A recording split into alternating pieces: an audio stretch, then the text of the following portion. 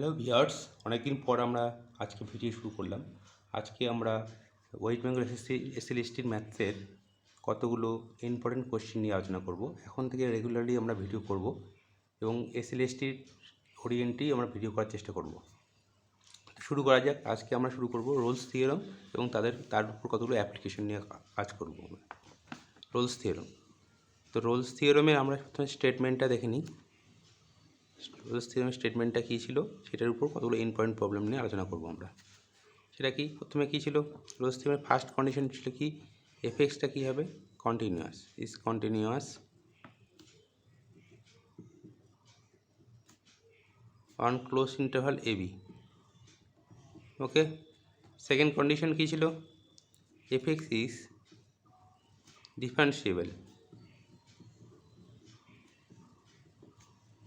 Differentiable on open interval AB. আর একটা third condition কি, F A equals to F B. তিনটা condition যদি স্যাটিসফাই করে তাহলে কি বলছে, then there exist a point C A less B, মানে এ থেকে বি এর মধ্যে একটা পয়েন্ট এক্সিস্ট করবে সাজ দ্যাট কী হবে, F dash C equals to 0। তাহলে রোলস থিওরামের কন্ডিশনগুলো কি আবার বলি, এফএক্সটা কন্টিনিউয়াস হবে ক্লোজ ইন্টারভালে, ডিফারেন্সিয়েবল হবে ওপেন ইন্টারভালে, আর এফ এ ইকুয়াল টু যদি এফ বি হয় তাহলে একটা আমার পয়েন্ট পাবো এ থেকে বি এর মধ্যে, যার জন্য কী হবে, F dash c equal to 0। এটাই হচ্ছে রোলস থিওরামের কন্ডিশন। এবার কতগুলো এক্সাম্পল নিয়ে আমরা কাজ করি, তাহলে আরও ক্লিয়ার হবে ব্যাপারটা। 1 number example, F X equal to নিলাম ট্যান এক্স, 0 থেকে পাই ইন্টারভালে। F X equal to tan X নিলাম 0 থেকে পাই ইন্টারভালে। এবার এখানে কি রোলস থিওরাম অ্যাপ্লিকেবল হবে সেটা দেখতে হবে। তো এইসব পরীক্ষা থাকে, তো এখানে রোলস থিওরাম অ্যাপ্লিকেবল হবে কিনা তাহলে আমরা দেখতে হবে এই তিনটা কন্ডিশন হোল্ড করে কিনা। এই যে 1 নম্বর, 2 নম্বর আর 3 নম্বরের কন্ডিশন তিনটা হোল্ড করে কিনা। তো প্রথমে দেখতে পাচ্ছি ট্যান অফ পাই বাই 2 কী হয়, এফ অফ পাই বাই 2 মানে tan of pi by 2। Tan of pi by 2 কী হয়, আনডিফাইন্ড। এটা কী হয়, আনডিফাইন্ড। তার মানে কি, কন্টিনিউয়াস হলো না। কন্টিনিউয়াস না হলে প্রথম কন্ডিশনটাই স্যাটিসফাই করছে না, তার মানে রোলস থিওরাম অ্যাপ্লিকেবল হবে না। তারপর আমি লিখতে পারি কি, f x is not continuous on 0 pi. তাহলে আমি কি বলতে পারি, Rolle's theorem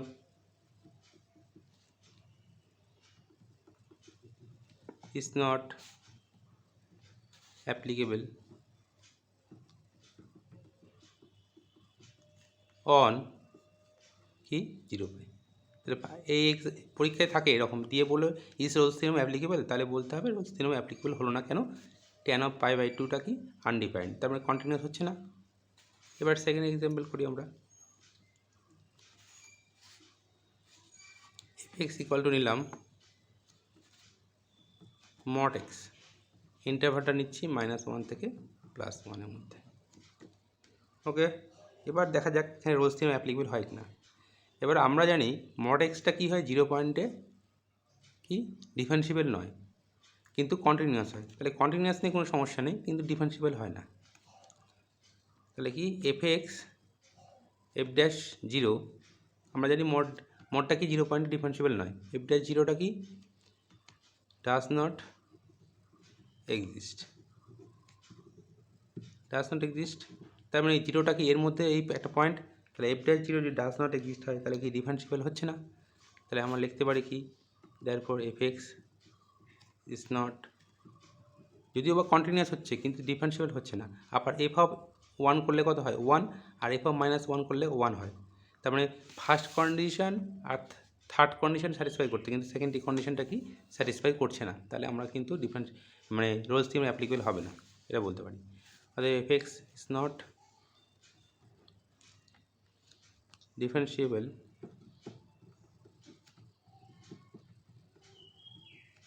on open interval -1 থেকে 1, তাহলে রোলস থিওরাম অ্যাপ্লিকেবল হবে না। Therefore Rolle's theorem is not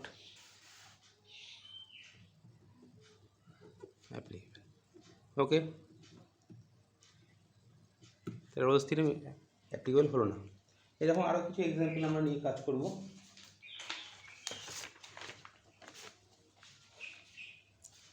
next হচ্ছে আরেকটা এক্সাম্পল নিই।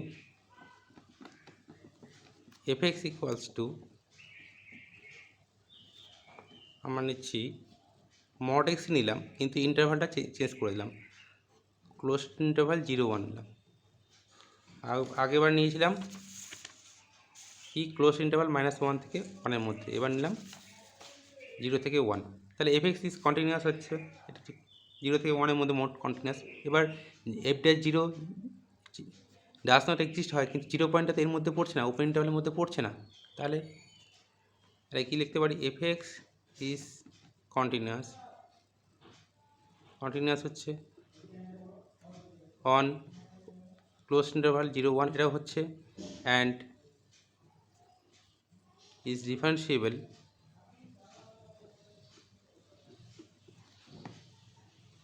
On open interval 0-1। কারণ এবার 0 পয়েন্টটা কিন্তু এর মধ্যে থাকছে না, ওপেন যখন নিচ্ছে 0 পয়েন্টে থাকছে না, তা ডিফারেন্সিয়েবল হচ্ছে। বাট f0 ইকুয়াল টু কত 0, আর f1 ইকুয়ালস টু কত 1। তাহলে এই দুটো স্যাটিসফাই হচ্ছে না, রোলস থিওরেমের থার্ড কন্ডিশনটাও স্যাটিসফাই করছে না। এটা কী করলো, ফার্স্ট কন্ডিশন স্যাটিসফাই করলো, সেকেন্ড করলো, কিন্তু থার্ড করলো না, তাহলে রোলস থিওরেম অ্যাপ্লিকেবল হবে না। দেয়ারফর রোলস থিওরেম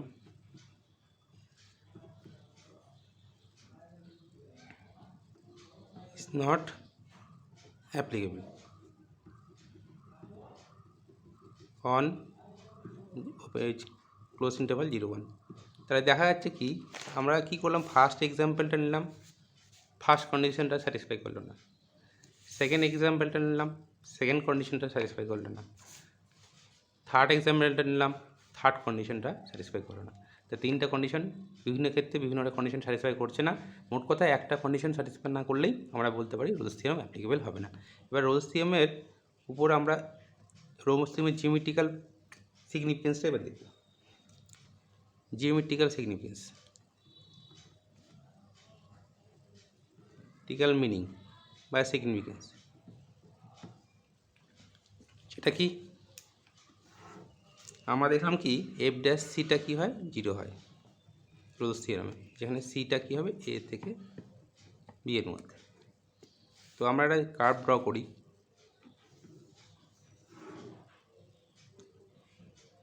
এর কার্ভ নিলাম y equal to fx। Okay, এখানে একটা পয়েন্ট নিলাম x ইকুয়াল টু a, এটা x equal to b point, আর c পয়েন্টটা নিলাম এখানে, c পয়েন্ট এখানে আছে। f'(c) equal to 0। আমরা জানি কি f dy/dx বা f'(x) এটা কোনো একটা পয়েন্টে, সেটা কী করে, ট্যানজেন্টের স্লোপকে ডিনোট করে, ট্যানজেন্টের প্রবণতাকে ডিনোট করে। dy/dx বা f'(x) কোনো পয়েন্টে ট্যানজেন্টের স্লোপকে ডিনোট করে। তাহলে f'(c) মানে কি, ট্যানজেন্টের স্লোপ বা ট্যানজেন্টের প্রবণতা।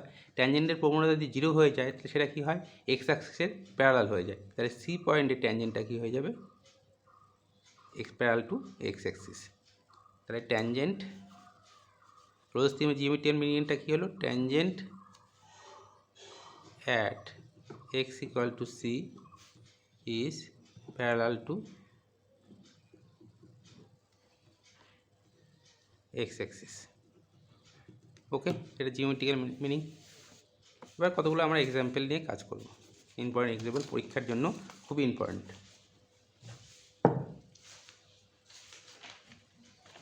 এই একটা এক্সাম্পল আছে, কি বলছে, if c0 plus c1/2 c2/2 dot করে cn/n, যেগুলো ci-গুলো কি একটা করে রিয়াল নাম্বার। তাহলে আমাদের কী প্রমাণ করতে পারি, শো দ্যাট দ্য ইকুয়েশান, এই ইকুয়েশানটা কী হবে, has at least one real root between 0 and 1। Okay, তাহলে এই যে কন্ডিশনটা দেওয়া আছে, এটার উপর বেস করে আমাদের এই ইকুয়েশনটার কি প্রুভ করতে হবে, একটা রুট থাকবে 0 থেকে 1-এর মধ্যে, একটা রুট প্রমাণ করতে হবে। সো এই অঙ্কগুলোর টেকনিকটা হচ্ছে কি, যে ইকুয়েশনটা দেওয়া থাকবে তার ইন্টিগ্রেশন করে আমরা এফএক্সটা ধরে নেব। একটা কন্ডিশন দেওয়া আছে আর ইকুয়েশনটা দেওয়া আছে। তো ইকুয়েশনটার এই অঙ্কগুলো করার সময় আমি বলছি ইকুয়েশনটা যা যা থাকবে তার ইন্টিগ্রেশন করে আমরা এফএক্সটা ধরবো। তো লেট এফএক্স ইকুয়ালস টু কী ধরবো, এটা ইন্টিগ্রেশন করে দিচ্ছি, তাহলে কী হবে c0x plus c1/2x² c2/3x³ integration করে দিচ্ছি, প্লাস ডট করে cn/n+1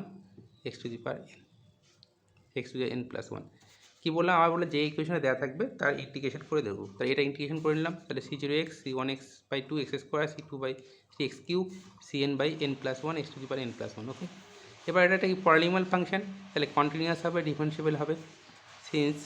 since fx is polynomial function, তাহলে fx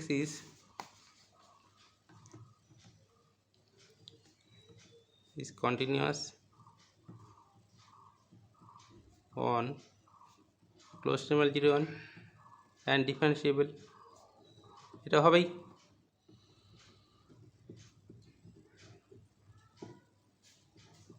জিরো ওয়ানে হলো, আর f(0) কত দেখতে পাচ্ছি, সব এখানে x এর মান 0 দেওয়া বুঝে দিই, সবগুলো 0। আর f(1)টা কত হচ্ছে c0 প্লাস c1/2 c2/3 তারপরে cn/n+1। তাও এই ভ্যালুটা কত আছে, এই ভ্যালুটা কত এখানে দেওয়া আছে, কি এই ভ্যালুটা কি কত 0 দেওয়া আছে, তো এটা ভ্যালু কত হলো 0। তাহলে আমাদের কি পেলাম f(0) equal to f(0) equal to f(1) equals to 0। তার মানে রোলস থিওরামের ফার্স্ট কন্ডিশনটা কি কন্টিনিউয়াস হলো, ডিফারেন্সিয়েবল হলো, আর f(0) ইকুয়াল টু f(1) হলো। তাহলে আমাদের কি বলতে পারি, therefore from Rolle's theorem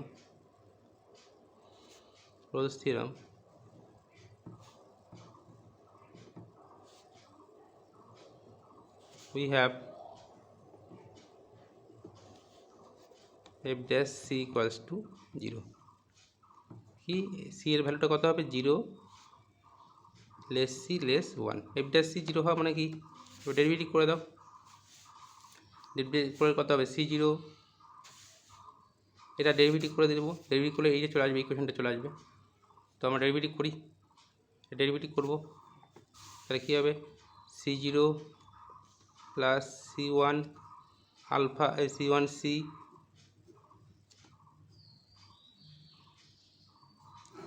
লিখি, ঠিক করে লিখি, c0 plus c1c plus c2c² plus তার উপরে ডেরিভেটিভ করে দিচ্ছি, লাস্ট টার্মটা n+1টা কেটে গেল, তাহলে cn c⁴n ইকুয়ালস টু 0। এটা এলো c এর ভ্যালুটা কি 0 লেস c লেস 1। এখান থেকে আমরা কি বলতে পারি, c0 plus c1x plus c2x² উপরে cn x⁴n has at least one real root between 0 and 1। এটাই প্রুফ করতে বলেছে, আমাদের এটাই প্রুফ করতে বলেছিল, এই কোয়েশ্চেনটা একটা রিয়েল রুট থাকবে 0 থেকে 1 এর মধ্যে, সেটাই এলো।